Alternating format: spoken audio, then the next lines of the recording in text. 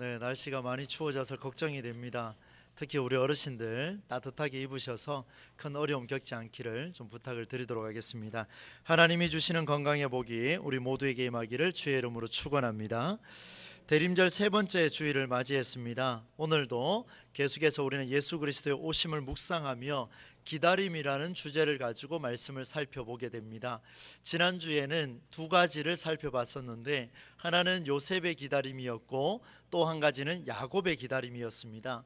요셉은 형들을 너무 많이 만나고 싶었죠. 아버지에 대한 그리움도 있었고, 그러나 이런 기다림보다도 요셉에게는 가장 중요한 그 갈급한 기다림이 있었는데, 그것은 바로 왕과 그 다음에 아버지 야곱이 마주하는 순간을 기다렸습니다. 그 이유는 야곱에게 주신 하나님의 말씀, 내 자손을 별과 같이 번성하게 할 것이다 라는 약속의 말씀을 이루어 주실 하나님의 은혜를 기대하며, 이 야곱이 바로를 축복하고 이제 두 사람이 대화를 하고 그 대화의 결말을 맺을 때도 야곱이 다시금 바로에게 축복하는 장면을 통해서 하나님께서 약속을 이루어 가지는 그 순간을 요셉은 보고 싶었습니다.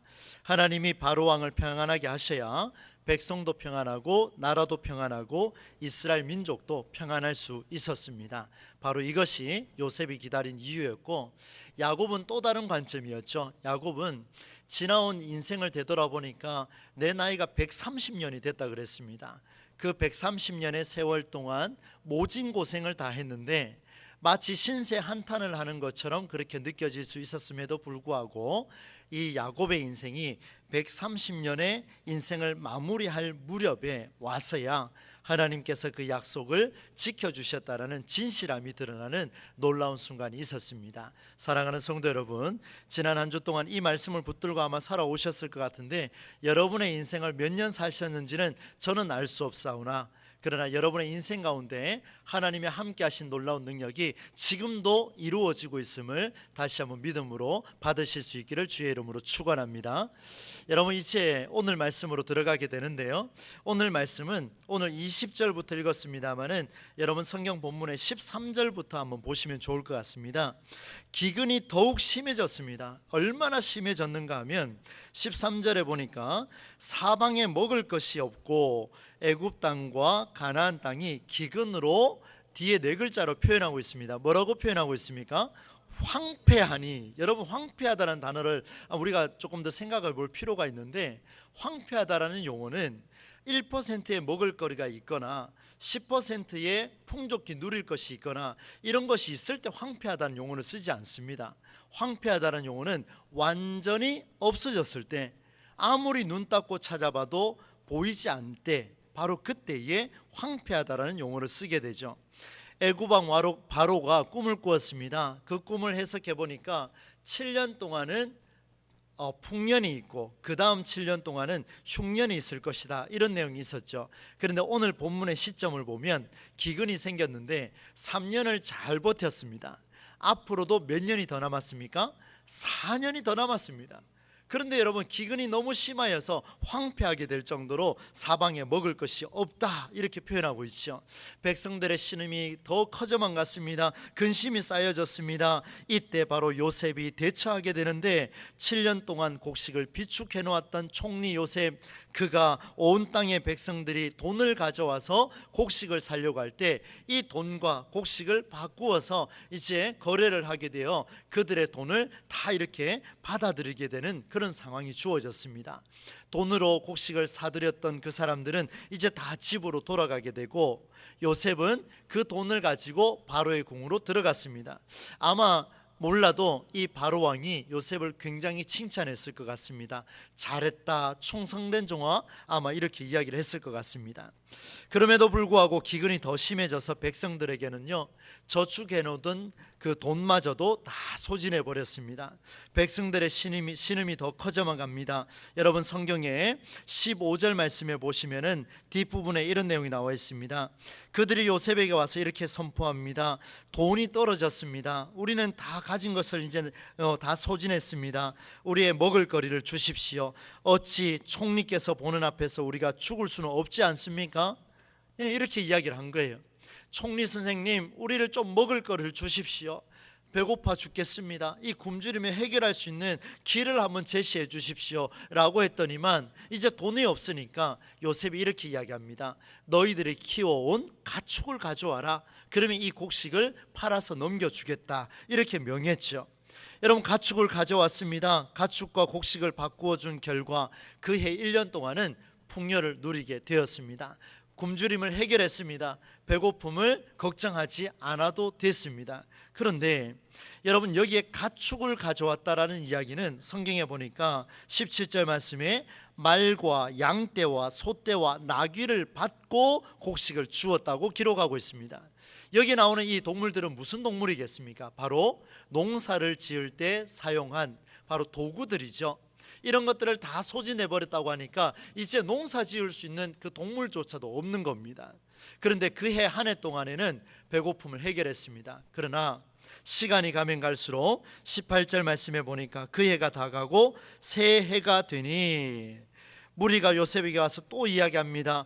우리에게 돈이 다 떨어졌습니다. 가축도 없습니다. 이제 우리에게 남은 것은 우리의 몸과 토지뿐입니다. 이렇게 하소연을 했습니다.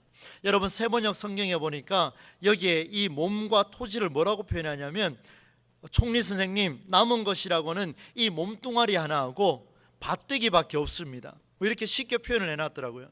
정말 가진 게 하나도 없는 거예요. 이제 내 몸 하나, 이것을 종으로 사셔도 됩니다. 이 밭대기들 총리여 가져가셔도 됩니다. 우리는 더 이상 숨길 게 없습니다. 여러분, 올해를 이제 마무리하는 시점에 왔습니다. 2023년도도 2주밖에 남지 않았습니다. 이런 시간 동안 여러분, 인생을 살아오시면서 올 한 해 동안 열심히 수고하고 거둬들였는데 기근과 같은 인생을 혹시나 살아오지는 않았습니까? 그런데 새해가 되었는데 올해는 풍족했는데 새해를 기근과 같은 인생에서 또 시작하고 있을지는 또 모르겠습니다. 여러분, 이런 어려움 속에서 우리가 어떻게 극복해야 될 것인가, 오늘 말씀 속에서 그에 대한 대안을 오늘 우리에게 말씀해 주고 있습니다. 총리께서 보시는 앞에서 우리가 밭과 함께 망할 수 없지 않습니까? 우리에게 씨앗을 주십시오. 우리의 몸을 가져가십시오. 우리가 죽지 않고 살아날 것이고 이 밭에서 일할 수 있는 여건을 한번 허락해 주십시오. 간절하게 청했습니다. 여러분, 기근이라는 어려움으로 인해서 백성들의 미래는 계속해서 깜깜해졌습니다. 앞으로 몇 년이 더 남았다 그랬습니까? 새해가 됐으니까 이제 3년이 더 남은 거예요. 이 3년 동안 또다시 배고픔과 굶주림에서 살아갈 생각하니까 굶어 죽게 생긴 겁니다. 죽을 수 없으니 살려달라고 요청을 하죠. 모든 수단을 가리지 않고 이 총리 선생님에게 다 주었습니다. 처음에는 무엇을 주었습니까? 돈을 주었습니다. 두 번째는 가축을 다 팔았습니다.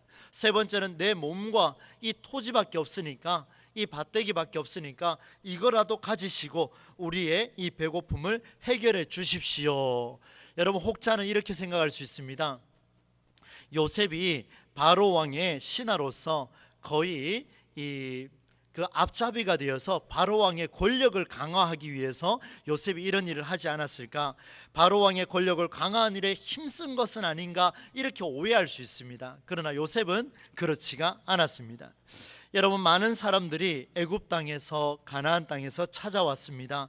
곡식을 사서 굶주림을 해결하고자, 배고픔을 해결하고자, 오로지 먹거리를 얻고자, 먹거리를 얻기 위해서는 모든 것을 팔아넘겨도 괜찮을 만큼 하나님, 먹거리만 있으면 다 해결할 수 있겠습니다. 이런 심정으로 이들이 다 찾아왔습니다. 그러나 결국 그들은 다 잃었습니다.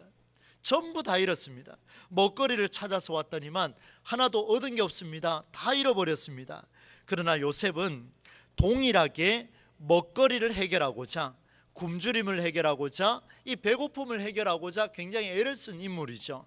애굽 땅의 백성들도 그렇고 요셉도 그렇고 동일한 목적을 향해서 양쪽 다 일을 했습니다. 그런데 놀라운 것은 요셉은 먹거리를 위해서 일했지만 사실은 되돌아보니까 그의 목적은 애굽 땅과 가나안 땅 전체를 살리는 데 목적을 두었습니다. 지금 말씀드린 이 내용을 머릿속에 한번 담아두십시오. 가슴속에 한번 담아보십시오.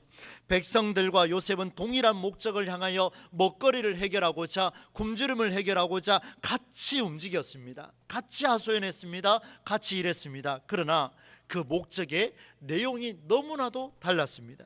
이제 그 목적의 내용을 한번 살펴보겠습니다. 먼저 첫 번째는 굶주림을 해결하는 내용이 달랐는데, 요셉은 눈앞에 보여있던 그 먹거리를 해결하고자 요셉은 힘쓰지 않았습니다. 요셉은 어떻게 힘을 썼는가 하면, 첫 번째로 요셉은 왕의 동의를 얻으면서 시작했습니다. 왕의 동의를 얻으면서 시작했습니다. 언제입니까? 꿈을 해석한 결과로 내 너에게 정권을 주노라, 이 가뭄을 해결할 수 있는 정권을 너에게 줄 테니 네 마음대로 한번 해봐라, 왕의 허락을 받았습니다. 그리고 두 번째는 뭐냐 하면, 애굽과 가나안 땅의 사람들이 찾아왔을 때 돈을 줬을 때 곡식을 주고, 가축을 가져왔을 때 곡식을 내어주고, 그들의 몸과 토지를 내놨을 때 다시 한번 그들에게 먹을 것을 제공하면서 요셉은 그들에게 강요하지 않았습니다. 그들이 원하는 대로 다 만들어줬습니다. 먹거리를 해결할 수 있는, 그들의 마음을 움직일 수 있는 동의를 구했다는데 중요한 초점이 있습니다. 어떻습니까 여러분? 요셉은 위로는 바로의 왕의 마음을 시원하게 하고, 아래로는 백성들의 마음을 동의를 얻어서 모두의 마음을 시원하게 하는데 집중하고 있습니다. 내 입에 풀칠하는 먹거리를 위해서 요셉은 일하지 아니하였고, 바로 왕을 위해서, 그리고 온 백성을 위해서 그는 동의를 구하면서 먹거리를 찾기 시작했습니다. 또 한 가지는, 이번 일을 통해서 요셉이 자기의 권위를 내세워서 강제로 집행한 일도 없었습니다. 이 대목이 참 중요합니다. 여러분, 요셉은 총리입니다. 막강한 권력을 갖고 있고 권위를 갖고 있습니다. 그런데 이 요셉이 자기의 권위를 내세워서 일하지 않습니다. 한번 볼까요? 여러분, 성경 22절을 한번 보십시오.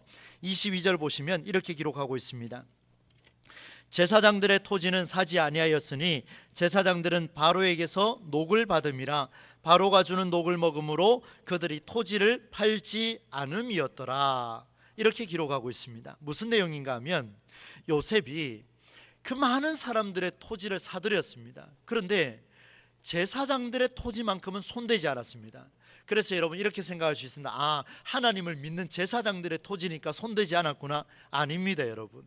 여기에 나오는 제사장들은 누구냐면, 애굽 땅에 있는 바로 왕을 섬기는 신들, 바로 애굽에 있는 모든 우상들을 섬기는, 그 신들을 섬기는 제사장들을 가리켜서 오늘 성경은 제사장들이다 이렇게 표현하고 있습니다. 오늘 예배를 집례하는 저와 같은 자가 아니라 우상을 숭배하는 일에 앞장서서 움직였던 사람, 바로 제사장들입니다. 그런데 이 모습들을 보니까 이들이 제사를 지내는 사람들이니까 바로 왕이 녹을 줬습니다. 녹을 주니까 배고픔이 해결되는 거예요. 그러니 토지를 팔 이유가 없었습니다. 그래서 이 토지를 팔지 않고 놔뒀습니다. 총리 요셉도 그 토지를 놔뒀습니다. 여러분, 한번 생각해 봅시다. 내가 요셉이라면, 내가 막강한 권력을 갖고 있고, 위로는 바로의 왕을 마음을 시원하게 했고, 아래로는 백성들의 마음을, 전부의 마음을 시원하게 했다면, 이제 내가 하고 싶은 대로 다 할 수 있는 권력을 가진 상태입니다. 내 말 한마디면 바로 왕이 조서를 내려서 온 땅을 휘저을 수 있는 힘을 가진 상황이 바로 이 요셉의 상황입니다. 그러면 요셉은 애굽 땅에 있는 이방 신들을 섬기는 제사장들을 한순간에 불지를 수도 있고, 한순간에 수장시킬 수도 있고, 한순간에 그들을 불러 모아서 목을 벨 수도 있는 이런 상황에 있었는데, 요셉은 그들을 처형하지 않습니다. 그들을 미워하지도 않습니다. 그들이 살아가고 있는 토지조차도 손대지 않습니다. 왜일까요 여러분? 저 같으면 이미 그냥 다 쓸어버렸을 것 같아요. 이번 기회에 애굽 땅을 하나님을 믿는 나라로, 하나님을 믿는 도성으로 한번 바꿔보겠다 이렇게 할 텐데, 요셉은 그렇게 하지 않습니다. 그의 권위를 쓰지를 않습니다. 왜 그렇게 쓰지 않았을까? 중요한 기회를 놓쳤을까라고 생각을 하고 말씀을 깊이 묵상하는데요, 이유가 있었습니다. 그 이유가 뭐냐면, 애굽이라는 나라는 이 정치와 종교가 일치하는 국가였습니다. 단 0.1%도 틀리지 않고 다르지 않는 두 개가 같이 있는 일치 국가였습니다. 다시 말하면 굶주림보다 더 큰 일을 우려한 것이 요셉의 지혜였습니다. 여러분, 한번 보십시오. 요셉이 만일 강제로 집행해서 그 토지를 빼앗았다면 어떤 일이 벌어지겠습니까? 애굽 전체가 흔들릴 겁니다. 왕이 노할 겁니다. 그리고 왕이 노하고 나면 이 요셉의 민족을 흔들어 놓을 겁니다. 그 민족은 이스라엘 민족인데 애굽 땅에서 먹고 살아야 할 이스라엘 민족의 목숨, 바로 민족의 안정을 위해서라도 요셉은 그 토지를 회수할 수가 없었습니다. 바로 이 점이에요. 여러분, 많은 사람들은 애굽 땅의 사람들과 가나안 땅의 사람들은 먹거리 하나 때문에, 이 입에 들어가는 먹거리 하나 때문에 내 몸까지 팔아버렸습니다. 그런데 요셉은 그 먹거리를 얻기 위해서, 그 먹거리를 유지하기 위해서 한순간에 우상을 전멸시켜도 될 법한 그 상황 속에 그는 제사장들의 토지를 회수하지 않으면서, 그들의 땅을 훔치지 않으면서 이스라엘 민족이 살아가야 할 멀리 바라보며 꿈을 실현해 나가는 엄청난 지혜를 발휘한 사람이 바로 이 요셉이라는 사실을 우리가 볼 수가 있습니다. 많은 사람들은 먹거리를 얻고자 기다렸습니다. 오늘 돈을 가져가면 먹을 것을 얻을 수 있을까? 오늘 가축을 가져가면 먹을 것을 얻을 수 있을까? 오늘 내 몸뚱아리를 바치면 밭이라도 하나 얻을 수 있을까? 내 밭대기를 바치면 오늘 내가 먹고 살아야 할 밥 한 그릇이라도 얻을 수 있을까? 그런 기다림으로 다 팔아넘겼지만 요셉은 기다리는 게 있었습니다. 동일하게 먹거리를 기다렸지만 그 먹거리를 눈앞에 있는 먹거리가 아니라 멀리 봤을 때 애굽 전체도 살고 그리고 이스라엘 민족도 살 수 있는 그 먹거리, 먹을 것을 얻고자 잠시 쉬어가며 지혜를 이용했던 바로 요셉의 모습이 오늘 본문에 등장하고 있습니다. 여러분, 이 요셉이요, 제도적으로 그 땅의 백성들에게 평안을 지원했습니다. 이제 한번 보겠습니다. 여러분, 24절 말씀 같이 한번 읽어보겠습니다. 시작. 추수의 5분의 1을 바로에게 상납하고 5분의 4는 너희가 가져서 토지의 종자로도 삼고 너희의 양식으로도 삼고 너희 가족과 어린아이의 양식으로도 삼으라. 아멘. 무엇을 이야기하냐면 여기 보니까 그들에게 이제 밭에다가 종자를 줬습니다. 씨앗을 줬습니다. 이 밭을 가꾸어라 라고 이야기했더니만 이 사람들이 열심히 일을 해서 이제 추수물을 거두게 됩니다. 그런데 요셉의 지혜가 여기에 나오지요. 거기에서 수확한 5분의 1은 왕에게 바쳐라. 왕의 마음을 기쁘게 하여라. 이 애굽 땅을 기쁘게 하여라. 그리고 그 5분의 4는 너희들을 위하여서 먹고 마시는데 사용하라. 이렇게 이야기했습니다. 이것을 가리켜서 오늘 성경은 뭐라고 이야기하냐면 26절 말씀에 애굽 토지법 이렇게 표현하고 있습니다. 사랑하는 성도 여러분, 애굽 토지법, 이 애굽 토지법이 기근이 발생한 순간에 생겼습니까? 아니면 기근이 발생하고 이 기근을 해결하고자 몸부림치는 마지막에 와서야 애굽 토지법이 생겼습니까? 뒤에 와서 생겼습니다. 무슨 말입니까? 요셉은 지금 이 민족을 살리기 위해, 애굽 땅을 살리기 위해, 가나안 땅을 살리기 위해, 그리고 이스라엘 민족을 살리기 위하여 멀리 보는 비전을 내세웠습니다. 그게 뭐냐면 애굽 토지법입니다. 지금 이야기하면 알아들을 수 없는 일들, 그들이 가져온 것을 가지고 다시 한번 곡식을 팔아 넘겨줌으로 인하여서 그들의 동의를 구하고 이제 요셉은 멀리를 찾았습니다. 모두를 위한 길을 선택했습니다. 왕도 살아나고 나라도 살아나고 백성들도 모두 살아나는 길, 5분의 1은 왕에게 바침으로 5분의 4는 너희들의 몫으로 함으로 이것을 가리켜서 애굽 토지법을 이제 만들게 되는데 이것이 언제까지 이르냐면 여러분 26절 오 요셉이 애굽 토지법을 세우매 그 5분의 1이 바로에게 상납되나 제사장의 토지는 바로의 소유가 되지 아니하여 그 다음부터 한번 읽어볼까요? 시작. 오늘날까지 이르니라. 아멘. 여러분 오늘 말씀의 가장 중심의 절정입니다. 무슨 말입니까? 요셉이 눈앞에 보이는 그 먹거리를 해결하고자 몸부림쳤다면은 이 애굽 토지법을 만들 수가 없었습니다. 그런데 이 애굽 토지법을 만들었는데 보니까 이 성경을 기록하고 있는 기자가 볼 때에도 오늘날까지 이르니라. 언제요? 요셉의 시대까지가 아니라 성경을 기록하고 있는 그 성경 저자가 이 내용을 역사적으로 검토하고 기록하는 그날까지 무엇이 이루어졌다고요? 애굽 토지법이 이어지고 있더라는 겁니다. 여러분 오늘 우리의 가정에서, 여러분 사업장에서 여러분 멀리 볼 수 있는 비전을 우리는 가져야 합니다. 멀리 볼 수 있는 눈을 가져야 됩니다.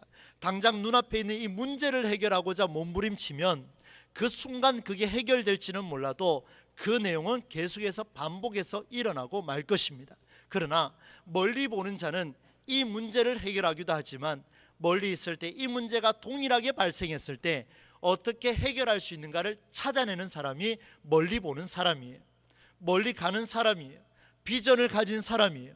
사랑하는 성도 여러분, 오늘 우리 동부제일교회가 여러분 가정에서, 우리 교회 공동체에서 눈앞에 있는 그 문제 때문에 울고 웃고 하지 말고 더 멀리 보시고 우리 교회를 향하신 하나님의 놀라운 비전이 이루어지는 그 순간까지 우리 그 비전 붙들고 한번 미래를 계획해보는 우리 모두가 될 수 있기를 주의 이름으로 축원합니다.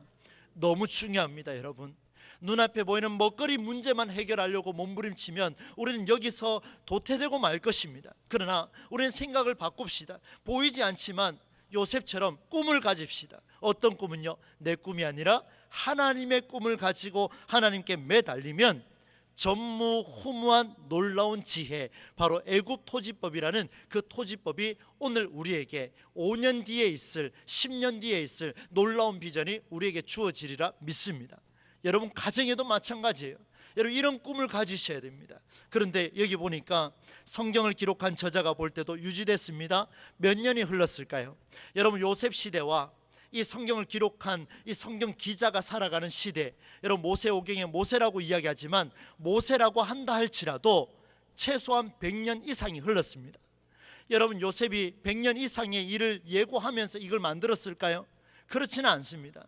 미래를 바라보며 고민하고 하나님의 뜻을 구하고 애굽 토지법을 만들었더니만 100년 이상의 시간이 흘러서 모세라는 사람을 통해 펜을 들었는데, 모세라는 사람이 봤을 때도, 성경 기자가 봤을 때도 오늘날까지 이 법은 이루고 있더라, 진행형이더라. 사랑하는 성도 여러분, 여러분 사업장에서 여러분이 계획하고 비전을 내세웠는데 직원들이 볼 때는 너무 먼 것 같지만 그 비전을 가지고 여러분 성취해낼 때에 여러분이 아니라 여러분 다음 세대가, 우리 교회의 다음 세대가, 여러분 어린 아이들이 성경을 보면서 생각할 때, 우리 교회 역사를 보며 생각할 때, 아, 우리 교회 장로님들은, 우리 교회 선배, 우리 권사님들과 집사님들, 성도님들은, 우리 선배들은 이렇게 살았는데 그 역사가 오늘까지 이루고 있더라. 할렐루야.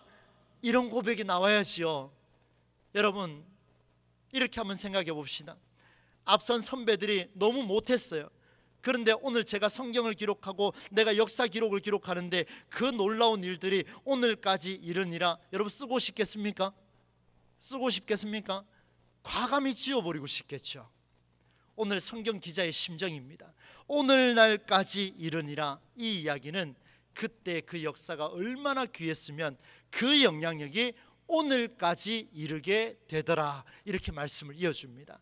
오늘 여기 계신 우리 연로하신 어르신들도 여러분 하나님의 꿈을 가지십시오. 포기하지 마시고 여러분의 기도를 통하여 저와 같은 후배 목사들이 힘을 낼 수가 있습니다. 왜요? 여러분들이 기도하고 움직였더니만 역사가 되었고, 그 역사가 오늘 목회하는 제가 봤을 때 오늘날까지 그 역사가 흐르고 있더라. 할렐루야. 나타나야죠. 나타나야죠. 여러분 우리 동부제일교회가 이런 비전과 꿈을 가져야 되겠습니다. 여러분 가정에서도요, 아버지로서 어머니로서 이런 꿈을 한번 가져보십시오. 사랑하는 성도 여러분, 말씀을 마무리하려고 합니다. 요셉은 개인을 위한 유익은 하나도 없었습니다. 이미 알고 있지 않습니까? 그가 얻은 것은 무였습니다. 그런데 이 모든 일의 수고는 요셉 한 사람의 일이었습니다. 저와 여러분 한 사람의 일을 통하여 우리에게는 무가 돌아온다 할지라도 나 외의 다른 사람들에게 공동체의 사업장에는 유가 창출되는 놀라운 은혜가 있기를 다시 한번 주의 이름으로 축원합니다. 기다림이라는 것은 미래를 볼 수 있는 눈을 가지는 것입니다.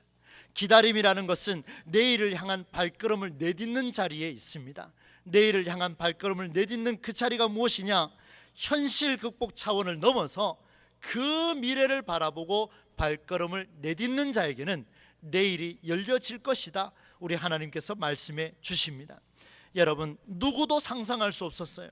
아무도 계획할 수 없었던 애굽 토지법, 요셉 외에는 아무도 할 수가 없었습니다. 그러나 하나님의 꿈을 가지고 하나님의 뜻을 살려고 몸부림쳤던 요셉 한 사람을 통하여 애굽 토지법이 만들어졌고, 애굽 토지법은 성경 기자를 통하여 몇백 년이 흘러도, 아니 수천 년이 흐른 오늘날까지 우리에게도 이어지고 있다라는 놀라운 사실은 우리에게 상당한 거룩한 긴장감으로 다가오고 있습니다. 기다림의 계절입니다. 예수 그리스도께서 이 땅의 현실을 마주하며 오셨습니다. 우리도 우리의 문제를 해결하고자 예수 그리스도를 믿습니다. 예수님도 우리의 문제를 해결하고자 이 땅에 오셨습니다. 그러나 우리는 눈앞에 보이는 문제를 해결하고자 주님을 찾았지만, 우리 주님은 눈앞에 있는 문제를 해결하고자 우리를 찾은 것이 아니라 이 인류 전체의 역사를 흔들어 놓고자, 인류 전체를 살리고자 우리를 찾아오신 줄로 믿습니다. 예수 그리스도의 그 모습, 요셉의 그 모습을 우리가 발견할 수만 있다면, 오늘 우리는 눈앞에 보이는 문제에서 벗어나서 이제는 성경적인 삶으로 살아가게 될 줄로 믿습니다. 우리 후대에 많은 후배들이 여러분 한 사람 한 사람의 이름을 거론하면서 오늘날까지 그분의 삶이 나에게 영향을 끼쳤더라, 내일을 향한 발걸음의 첫걸음을 오늘도 기다리면서 출발하는 저와 여러분의 삶이 되실 수 있기를 우리 주 예수님의 이름으로 간절히 축원합니다. 하나님 아버지, 귀한 말씀을 통하여 오늘도 우리에게 삶의 도전을 허락해 주셨습니다. 기다림의 의미를 살펴보며 내일을 향한 첫 발걸음을 내딛기를 원하는데, 눈앞에 보이는 문제를 가지고 해결하고자 발걸음 내딛지 않고 이제는 전체를 바라보며 나에게 무가 온다 할지라도 유를 창출해낼 수 있는 그런 은혜가 우리에게 주어질 수 있도록 인도하여 주옵소서. 우리 다음 세대에 우리의 자녀들이, 우리의 손주들이 할아버지, 할머니, 아버지, 어머니, 우리 선배들의 이름을 기록하며 그들의 신앙의 역사가 오늘날까지 나에게 이르니라, 이 놀라운 고백을 우리 시대에, 우리 다음 시대에 들을 수 있는 우리 교회 공동체가 되게 하여 주옵소서. 예수님의 이름으로 축복하며 기도하옵나이다. 아멘. 찬송가